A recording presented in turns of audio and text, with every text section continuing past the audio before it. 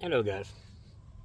Anyways, on the Bigfoot subject and cryptids, I like the feral people stuff that they talk about.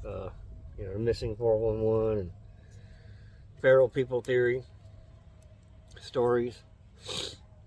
I was watching something on Mammoth Cave the other day, and it was talking about 400 miles of Mammoth Cave, longest known cave system in the world. But then I've read other reports from geologists and scientists or whatever that say they think a lot of those cave systems from surrounding states are connected to Mammoth Cave, and they don't know how truly far or how connected it actually is. Hell, all the cave systems in the United States could connect at some point. And if that's the case, even if they don't, I think they're still inhabited by either early humans, Bigfoots, Neanderthals, cave crawlers, probably many different things. You got all these missing 411 cases, people going missing near caves. And, I can understand that a large portion of that is people simply wandering in the caves or falling down sinkholes and never being able to get out. And because that's where they're at, you don't find them. Yeah, that's reasonable, and I'm sure that's most of these unexplained cases. But then you got the ones that are just weird, where people go missing, right in front of a group, or a short distance from a group. They were just seeing, and then all of a sudden they're missing.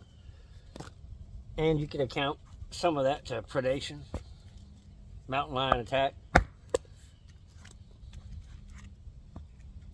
A cat, if it gets it just right, it's going to be silent.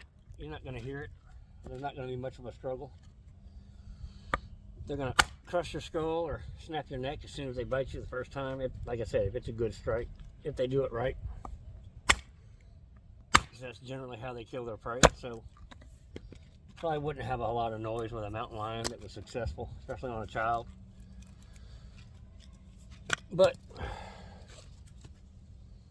some of them you just can't account for. They're strange.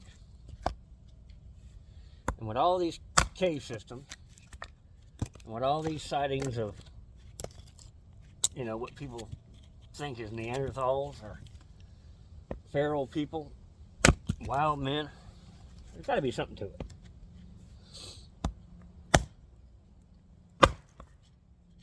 Got to be something to it. There's plenty of hiding places out there. These caves are deep and dark, and if you've been living down there for a long time, you've probably adjusted your night vision to where you can navigate and see in them.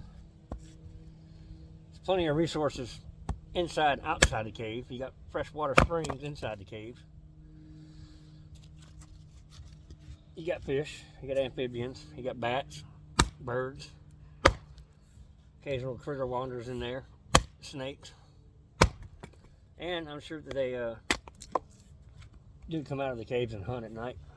That's some hardwood right there. So you can't tell me that, these caves don't have enough to sustain life. That's bullcrap, because we know for a fact from leftover fires and cave paintings and carvings and artifacts that at some point most of these caves were occupied early on by the indigenous peoples for thousands of years. Hell, they even said that about Mammoth Cave, that they know that the local tribes used to inhabit it, and then at some point a couple thousand years ago, it seems like they just abandoned it and moved on. And it could be due to resources. Maybe the climate change drove prey animals and local fauna and everything further out, or less of it, and they had to move on. Or it could be competition from inside the cave, or a threat from inside the cave. Because like I said, you can't tell me that beings that are even nearly as intelligent, which I hate to say that about humans, because, you know, are we intelligent? I guess. But there's different types of intelligence.